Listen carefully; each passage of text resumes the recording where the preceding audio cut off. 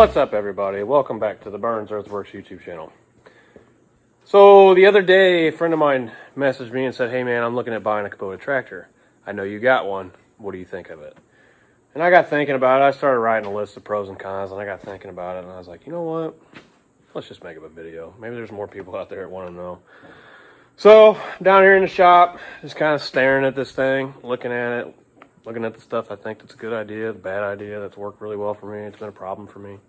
So let's go and do an honest review. Been drinking a couple beers, ain't gonna lie. So if you're a big Kubota fan, you might not like this review, but we're gonna be brutally honest and let people know what you're buying. So don't forget to comment down below anything that I missed, anything that you think I, messed up or don't agree with, or you know how YouTubers are. So argue with me, would you? Tell the people what they want to know. So let's go do this review. Let's do it right now. All right, got my cheat sheet here. It's not real long. Let's go over some pros. So this is a 2020 L3901. So look at this. This unit is advertised with less than 40 horsepower.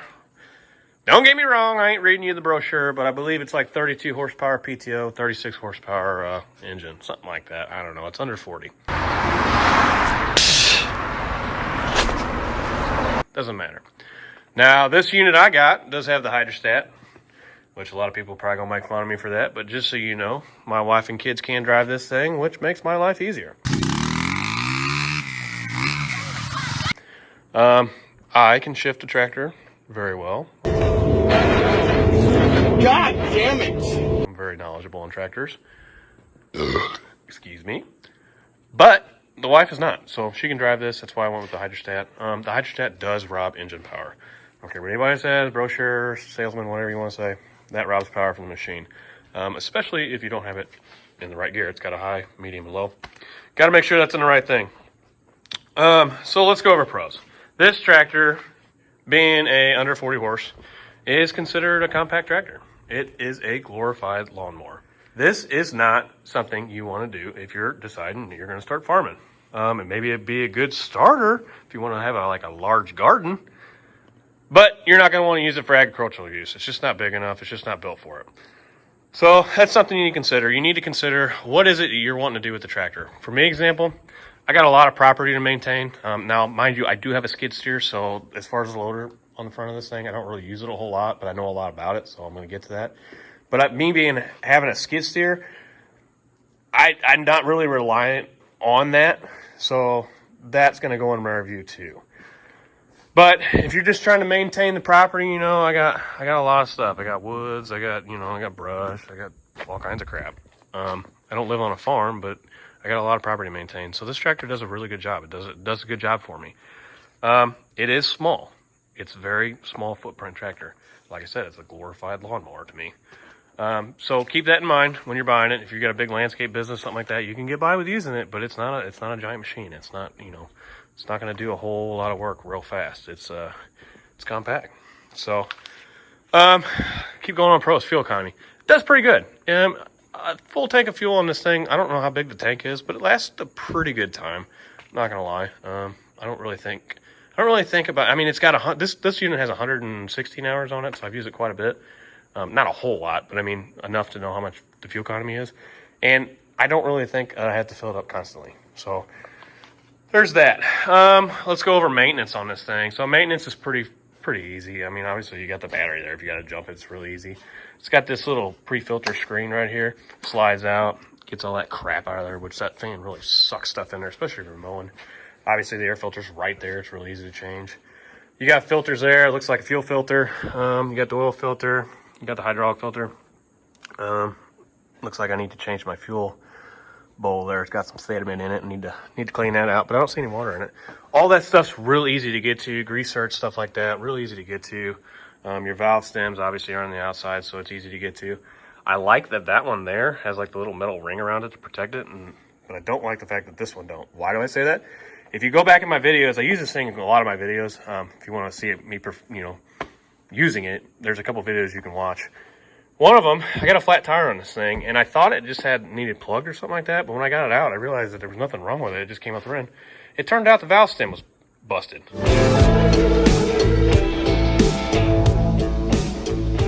I forgot to put the valve stem in. Man, you are one pathetic loser. So obviously you can see it sticks out quite a bit. So had to replace that. Going over, like I said, maintenance. Hood flips up, brush car comes forward, pretty easy to get to. That stuff right there is junk, power robbing junk. So don't get me started on that. How dare you? All the grease it's easy to get to. The actual loader comes right off. It's like a quick attach kind of deal. Pretty pimp, love it. But yeah, that's maintenance stuff on it. So that's another pro. Maintenance is easy. User friendly. Like I was talking earlier. You got wives or kids that want to use it. Man, they can hop on this thing and drive it like a car. It's easy. You got your clutch, you got your forward, your back, and your brakes over there. It's, you know, once you just kind of give them a little rundown on it, they can drive with it. So that's that. One more pro, since I just mentioned it, the loader assembly. So the loader assembly, say you're going to just use this thing constantly for mowing and you don't need the loader assembly on there, unless you're me mowing because you're too lazy to go out there and pick up all the sticks. I leave the loader on there so I can push crap out of the way. Because like I mow over there in the field where the woods line is, and a lot of like dead stuff falls all the time, and it's a little heavy sometimes, so I just use the loader to push it out of the way. So that's why I leave it on. But as far as getting it off, it's super easy, man. It's got these kick out legs. You kick those down, you unpin it, slide that out. Don't unhook the hydraulics just yet. You actually use the hydraulic system. It's a trick setup. Use the hydraulics to actually pick the thing up off the tractor, and then you can back out a little bit, unhook your hydraulics, and like this whole assembly comes off with it. Which I like the fact that that whole assembly comes off, so it's like not here when you're just using the tractor as a tractor. But like the M series, this whole deal is like set up right here. It's a real short stick. It's really nice. You know, I'm not gonna lie, I like it better on here. I don't know why. It sticks out, and like there's no armrest on this thing, and it's in a weird awkward position, like your arm's just kind of up there. And being this is really long, like I've noticed, like you kind of get like, I got a downward slope right there, and the water likes to wash. But anyways, that's about it for the pros list. We're just gonna set that right there, and we're gonna come over here and we're gonna get the con list. So while the hood's open, con list. What do I not like? What do I not like? I don't like the filter right there. Why don't you like the filter right there, Case? Well, let me tell you why. My first oil change I did, there was a giant dent in that filter. And I was like, what the heck happened there? Well, obviously something came up and just doinked that thing. Not a big deal because nothing happened other than the dent in the filter. But what if it would have put a hole in it? Now, if you're sitting there mowing, you know, this high grass through here, and that thing's dumping oil out of it, you know, I don't know if this thing has an oil light. I'm sure it does, and it would have told you. But, you know, I got my headphones on, I'm mowing away, everything's going great, and then the damn thing just locks up because it ain't got no oil pressure. That would be bad, and that could be easily avoided with a guard or anything. I don't know. Put the filter in a different spot. You guys make the engines, put them in a different spot. So that's one thing I don't like. The other thing I don't like about the filter is when you take it off, obviously it's just going to leak all over the freaking front end there. You know, the axle. There's no way to put a pan underneath it. You just got to get all over it. So that's kind of gay. So that's that. Steer's linkage is right there. I mean, again, that's going to get bent. It's just only a matter of time. I mean, it's just right in the way. In fact, when I was like walking around this thing earlier looking at it, I noticed my hydraulic lines right there are bent. Why are they bent? Well, you know, I use the thing. I'm rough on it a little bit, I ain't gonna lie. Well, that's real close to that. So obviously that thing's in a kind of a bad area. I mean, you already got like a giant piece of metal there. Maybe, I don't know, build a guard off of it or something. So that's one thing I don't like. Another thing I don't like about Kubota's quality control, cut the dang zip ties off. I mean, how tacky is that? Just cut them off, man. That's stupid. There's another one. There's one right there. Like, I don't know. Just cut them off. Let's talk about the width. Well, the width of it is just really, really small, and it kind of gets a little tipsy. That being said, these things need more weight in the back. They probably should have an option. They might even have an option to put weights in the rear wheels. These are actually filled with beet juice, which I highly recommend if you have this tractor, especially if you use a loader at all. You pretty much got to have something on the back of this thing at all times if you're going to use that, because it will absolutely pick the ass end of this thing up immediately, no matter what you're picking up in the front. It's just, there's way more weight going on up here than what's going on back here. So you got to have it. And if you ever picked anything up with a tractor, you know how the axle does this. Well, when the butt of it is kind of dancing a little bit behind you, wiggle, wiggle, wiggle. Wiggle, wiggle. And you hit a little pothole, man, this thing gets tipsy real quick. And yeah, it's got a roll bar on there, but you know, I mow a lot next to tree lines, so I have to keep that one down. Otherwise, you get the old slingshot engaged, where the branch gets caught on it, gets about right here, and lets go, and just, you know, tries to decapitate you and knock you off the thing. Good times. So that's why that's down. But you know, when it's teeter-tottery with the loader like that, that get a little dangerous. So like I said, it needs a little more weight. I think they need to distribute it a little bit differently. Again, I have a skid steer, so I don't use this thing like a skid steer. But the loader's on there, so I do use it when I'm on it. You know, obviously I'm not going to jump off and go get the Bobcat. I got this thing, so when I do use it, I do notice that, you know, you kind of look like this guy, for example. Like, that's a very, very good picture of what it's like operating the Kubota front end loader without weight. You pretty much look like that. So that's that. Like I said, adding weight to the tires, those beet juice in those, that's what the local dealer wanted to put in these. I don't know if calcium's any better or worse. Something about it rots the rims or something. I don't know. Argue about it in the comments. Doesn't matter. But the beet juice does really well. Haven't had any issues with it. Adding the weight to it really worked, and I really appreciate it, and I think it should have came that way. So if you're having those issues, fill them tires. While we're back here, the 3-point. So this whole system back here works just like any other 3-point. Works really well, except for about 3 things right off that I can see off the top of my face right here. This one, junk. Why is it junk? Well, that nut back there that backs into it, that I've tightened the living hell out of, it comes loose constantly. I'm not going to put Loctite on it, but it constantly comes loose. These guys, these turnbuckles, junk. Look at that one, right there. That's what I'm talking about. They're just constantly loose, man. I just mowed with this thing, and the thing that drives me nuts about it the most is you literally, like, I've had to unpin that, pull it out to tighten that, because you can't get a wrench in there. I mean, you can get in there, but you can get like maybe a quarter of a turn. Like, there's just no way a good way to get a wrench in there. So you gotta undo it, figure out where you want it, undo it, tighten it. And I mean, I put cheater bars and all that stuff on there, and it just, that's what it does after vibrating for an hour of mowing. I really wish that they would put rear remotes or front, well, mostly front remotes. I wish that was just like already on the machine. I probably could have got that as a dealer option, but I really wish I had it. Because so that's one thing. Another thing, looking at it, this light. I added this light. Why did I add this light? Well, I live in the Midwest. It gets dark at 4:30. Well, when it gets dark at 4:30, obviously nobody's going to bed at 4:30. So I'm out here doing crap, and you can't see when you're trying to hook this stupid thing up. So I had to put a light on there, and that really helped out. And so that's that. I think it should come factory with some kind of stupid light. Right next to it, the toolbox. The one they put on there, I don't know, it's almost like, I don't know, it's like getting your kid his first tackle box. Like, it's just this little plastic piece of crap that you can barely fit anything in. It's got like the owner's manual in it. That's about all you can fit. This one's not much bigger. I got this from like Farm and Home for like 50 bucks or something like that. But you know, I got a junk hammer in there. I got some mule tape, which is just rope, screwdriver, shear pins for the, you know, just basically basic like field maintenance stuff if I got to do something in an emergency, beat these pins out or something like that. So that's something I think they should do a little better. I mean, obviously they got the, you know, the distance to do it. I got the seat a little forward, but I'm 6 foot tall, so you're not going to go that much farther back to drive this thing. So you could put a bigger toolbox in there. More cons here. And like I said, you're going to think I'm really ripping this thing apart, but it's just a lot easier to bitch about something, you know what I mean? So one con that I don't like, other than obviously not having an armrest, but I'm all about creature comforts. This tractor itself is underpowered, like I said, right? Well, what I find myself constantly doing with this thing, it is constantly in 4-wheel drive. Now, like I said, I've been around tractors quite a bit.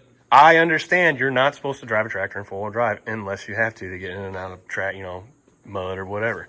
It wears and tears. It's just like anything else. I don't drive around with my truck in 4-wheel drive. I don't, you know, you just don't do it. You just don't wear the parts out unless you have to. But with this tractor, in order to get it to perform at its optimal performance level, you got to have it in 4-wheel drive. Like, I constantly put it in 2-wheel drive, and I'll drive around for a minute and be like, no, this sucks. And then I have to put it back in 4-wheel drive, and I'm like, oh, it's so much better. I really think Kubota needs to address that issue. It does so much better in 4-wheel drive. So that kind of sucks because it's going to wear that stuff out eventually. Got 100 hours on it now. Haven't had any issues, but I'm sure they're coming. The other thing, and I know this isn't Kubota's fault. This is more, you know, EPA bullshit. These filters, these EPA power robbing filters, you have to run this thing at the 540 PTO there So 2,500 RPMs, which is a lot in a diesel. You have to run it at that like all the time. All because it's got to burn all that crap going through there. If that thing doesn't get hot enough, it doesn't burn the crap out, and then it gets a little light on the dash. And then you got to sit here and let the thing idle at like full speed, and you got to push these buttons, and there's a way to do it in the owner manual. And I had an issue. I actually had to take it to the dealership, and I had to basically, they when I called them, they're like, yeah, we got to flash it because they had an issue on the EGR side of it, or depth filter, whatever the hell the thing's called. And they're like, yeah, you're gonna have to bring it in. It's warranty work. I brought it in there, got it, picked it up, and I asked the kid, I was like, what'd you guys have to do? And he's like, oh, nothing, man. We just let it run for like an hour at like full blast. And I was like, oh, that seems pointless. You know, that seemed avoidable. So I think that the 40 horse probably doesn't need that. I mean, I don't know. I'm not gonna get started on the EPA stuff. You know, they know way more than me, but I just think that crap doesn't work. So I'm all for the planet. Don't get me wrong. Don't attack me here. But you're telling me I got to run my machine harder in order to create less emissions? Yeah, okay. Yeah. Right on there, Greta. So that's that. Let's look at my con list one more time here. Oh, this is a good one. Bucket design. I don't have it on here right now because it's like full of crap. It's in the shed over there. But I think we can all agree the bucket is too shallow. It's chintzy. It's junk. Like this is a glorified third arm is all it is. Like it's not, it ain't a skid steer. You ain't gonna bulldoze stuff with it. Like it's junk. It's not deep enough. It doesn't hold anything. This model doesn't come with like the auto level rod thing that tells you when it, I mean, you can probably get it or make one. They're pretty simple. But this one doesn't come with it. So like if you're just trying to like scrape a little thing on the ground, you always end up digging deeper or not picking anything up at all. Like moving snow with this thing, like you just got to back drag. You got to put the blade down and just back up. It's way easier. So that's my thought. The brush guard, I'm looking at it. One last one. So this is plastic, which when I first saw it, I was like, oh, that's kind of cool because it'll flex, you know, it won't break. Now, I had like 1 hour on it, and I went ahead and put a hole right there, which I kind of fixed it because I pushed it back out. But like 1 hour, and it pushed through there, and like, it kind of like stuck a stick. Like, I don't know, you can kind of see it right there. So on the oil cooler or whatever that is. So I think that like a metal mesh on the brush guard, like there's just a giant gaping hole here. Some of you guys have seen videos just like that. I know you have. But I just think they could have done a little cooler thing. There's accessories out there you can put on there. I mean, you don't want to take away from the cooling of the vehicle, but at the same time, stuff penetrates that. That's what she said. It's going to be a bad day. So that's my honest review on the KUBOTA L3901. Like I said, it's 2020. It's got about 116 hours on it. I don't use it a whole lot. I really don't. It's a glorified lawnmower. So I use it to mow a little bit of a pasture, a couple customers' houses, a couple times a year, this and that. Just general, take the trash down, you know. I groomed the driveway with it quite a bit with that rake. If you haven't seen that video, I made one. It's in here. Go back and watch that video. If you're in the market for one of these tractors, one of these compact tractors, this Kubota, I know I said a lot of negative things about it, but it really does really well. I knew what I was getting into when I bought it. So I really like it. It's paid off. I don't plan on getting rid of it, especially now because I'm going to pay twice the price if I were going to get rid of one. But hope you guys like the review on it. That's my thoughts. Would I buy it again? Yeah, absolutely. I'd probably get a little higher horsepower one, though. If I was going to do this again, I'd get a higher horsepower one. I wouldn't get a cab or anything like that. That stuff's just, it's cool and all, but for what I do, I just break the glass or something. So, but I highly recommend it, man, if you want it. Kubota's got a really nice unit. I've tried the Mahindras and the John Deeres. The John Deeres were really expensive for the same size. This Kubota was pretty close in price. I think the Coyote is like the exact same model, pretty much. Or maybe it's a Bobcat. I don't know. Coyote and Bobcat are like the same thing, I'm pretty sure. I don't know. You can talk about it in the comments. But not gonna lie, 0% financing for 60 months on this thing. Cheap. So I'd do it again. But anyways, guys, don't forget to like the video, subscribe more for the channel. Help me out. And comment down below. Let's talk about it. Let's talk about the stuff that I missed or stuff that I'm wrong about. I don't care. You guys can argue with it. I'll argue with you. It's going to be a good time. So we'll see you down there. And until next time, guys, see you later.